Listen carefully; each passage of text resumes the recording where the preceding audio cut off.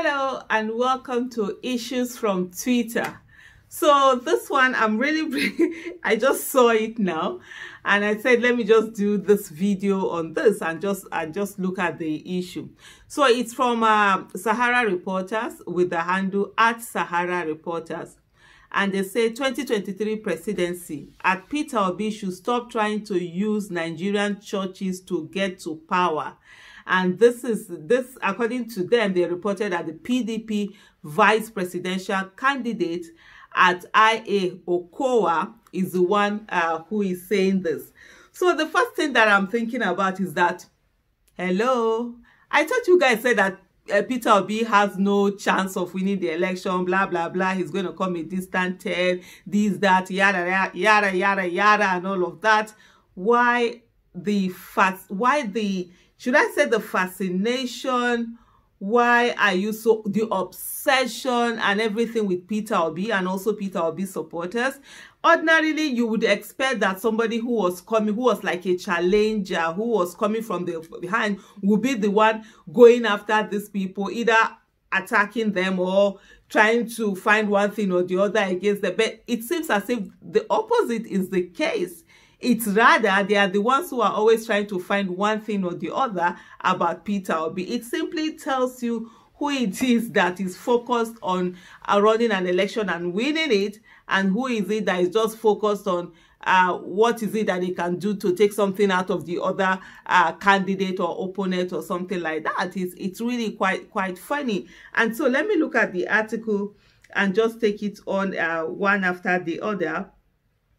So the first thing they said here, so according to the they say Okowa, while speaking to journalists in Kano State on Wednesday, said the church should not be dragged into partisan politics. So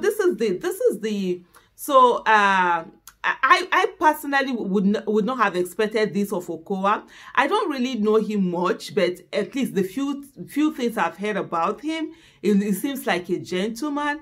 So this is sort of like, how do I put it? Sort of like setting Peter Obi up, going to Kano to go and talk about the fact that Peter Obi has been going to churches, maybe trying to, bring that religious bigotry into the whole thing, and then make people feel that, oh, his churches that he's focused on, you understand, he's making it a religious thing and all of that. But I think Okowa will find out that people are smarter than that. People have left all these kind of antics where they try to, in a very underhanded manner, try to bring things up in such a subtle way, just to drop innuendos and drop things and sort of like, I hope I pronounce that innuendo very well. Drop it around, and they just make the people start taking. So it's not like, oh, he's doing it the church. So he's sort of like, it's about a church thing in Kano. That's where he's talking about this whole thing. They went to Kano to go and do their whatever it is. I don't even know what it is that they went to do, but I know they were in Kano. So they said the vice presidential candidate of the People's Democratic Party, PDP, Governor Ifeanyi Okowa of Delta State, has condemned the Labour Party's presidential candidate, Mr. Peter Obi, for his recent church visits. So he shouldn't visit church again? Or is it that the church, they are not Nigerians again? Or is it not somewhere? Who stopped him from visiting the mosque in Kano? Let him go and visit the mosque if he wants to go and visit the mosque. Now, nobody stopped him. Nobody stopped him from going to Kano. Nobody stops him from going to anywhere. So everywhere that you can go and meet people and be there. So Peter Obi will all of a sudden stop going to churches because there's an Okowa who is watching him, who is monitoring him and should be telling him what is it that he should do or he shouldn't do. He went on to say that now you begin to look at what is going on. The Peter Obi factor is as if he's trying to go through the church and make it look as if he's driving the Christians into politics. What does that even mean? First of all, Governor Okowa, well done. it's good that you do acknowledge that there's a Peter Obi's factor that is going on in the country, almost like a tsunami. It is a tsunami, really, tsunami of votes and people who are saying that, look, enough is enough. They want to be the ones to be the decider of who becomes the president of the Federal Republic of Nigeria. So that's one. He has indeed accepted the fact that there's a Peter Obi factor going on. And then what does he mean by driving Christians into politics? Is he trying to say that Christians are not part of politics? Is he trying to say that Christians don't do politics? Or is he trying to say that, oh, the church shouldn't be part of politics? Hello? Politics is about life. Politics affects everyone. The bad governance that they give, who is it that clean up the mess? Is it not the churches, the mosques, people, and all of that clean up this mess? So how on earth are you now coming to say that they should not be part of politics, or somebody visiting where they are? That makes it what? I mean, for me, that's so disrespectful. But then, hey, it is what it is, right? I find that statement sort of like, it's just so odd. It's mischievous. There's a lot that they want to achieve, and by the grace of God, they're not going to achieve that thing that they want to achieve with this. And then he said, Okowa goes on to say, I do not believe that the church should actively go into politics, because that is not their calling. How do you decide what is their calling? Martin Luther King was a pastor. How do you decide? So there should be places where, pastors shouldn't talk, or malams shouldn't talk, or whatever. Hello? Why has he not talked about all of this, all this? Why it is now that he knows that all of a sudden the churches should be left behind, because the churches are not Nigerians. Members of churches are not Nigerians, so they shouldn't be part of the political process, and they should close their doors to candidates visiting them.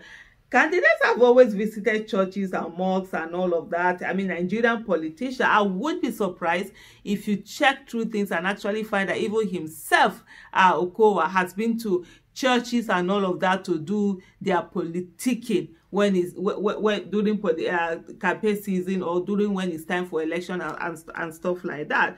And it's really quite funny seeing how the same man that you guys say that he has no he has no what's the word I'm looking for now? No, this thing of winning. He has no chance of winning. Is the same one that you're following every bit of his action, and you guys are always commenting on it, both your followers, both you people, and also when he has not even given you guys the time of the world. But he said, he continued to say that, but people are just hanging on anything they can reach out to, even to the detriment of their faith. I don't believe that's the right path to go. And that's what he says. So I don't understand how this is detriment to his faith, that he is running for election and then he's visiting churches and all of that. I don't get it. I really don't get it. Visit, yeah. Me, it's not only church he visit. You should visit all of the NASFAT, in short, let me just keep quiet for that. You should visit everybody that's supposed to. NASFAT is there, Ansarudeen, Shii, what's this? Izala. Was all of them. He should visit. He should go and visit people and talk, because it's going to be a president of everybody. It's not going to be a president of only certain people. So what is the big deal? I need to know what this big deal is that is now preparing the vice presidential candidate of a PDP. There are so many things that they should be holding government accountable for. Playing opposition, and you're supposed to be the main opposition, but here you're busy. Well, and I'm sure you guys will know that they've taken over that thing from you hands. The Nigerian people have decided that enough is enough, that they will do their own opposition by themselves.